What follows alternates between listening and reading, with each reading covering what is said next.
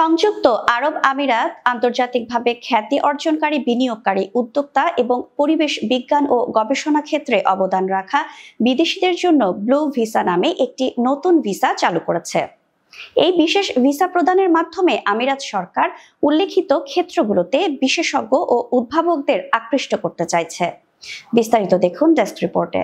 Federal authority for identity, citizenship, customs and port security জানিয়েছে, blue ভিসার আওতায় যোগ্য ব্যক্তিরা 180 দিনের জন্য বৈধ মাল্টিপল এন্ট্রি ভিসার জন্য আবেদন করার অনুমতি পাচ্ছেন। এই মেয়াদ শেষ হওয়ার পর ভিসাধারীগণ আবেদন করলে এবং তাদের বিশেষ অবদান বিবেচিত হলে তাদের ভিসার মেয়াদ 10 বছর পর্যন্ত বাড়ানো হতে পারে। তবে আমিরাতের পরিচয়পত্র, নাগরিকত্ব, কাস্টমস ও বন্দর নিরাপত্তা কর্তৃপক্ষের নির্ধারিত পরিবেশগত সুরক্ষা, টেকসই উন্নয়ন এবং পরিবেশ বান্ধব জ্বালানি খাতের মতো গুরুত্বপূর্ণ ক্ষেত্রে অবদান রাখা বিদেশিরা এই ভিসা পাওয়ার ক্ষেত্রে অগ্রাধিকার লাভ করবেন।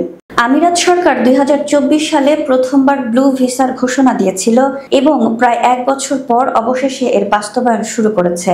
আগ্রহী আবেদনকারীদের আইসিপির ওয়েবসাইট বা মোবাইল অ্যাপ্লিকেশনের মাধ্যমে ভিসার জন্য আবেদন করতে হবে।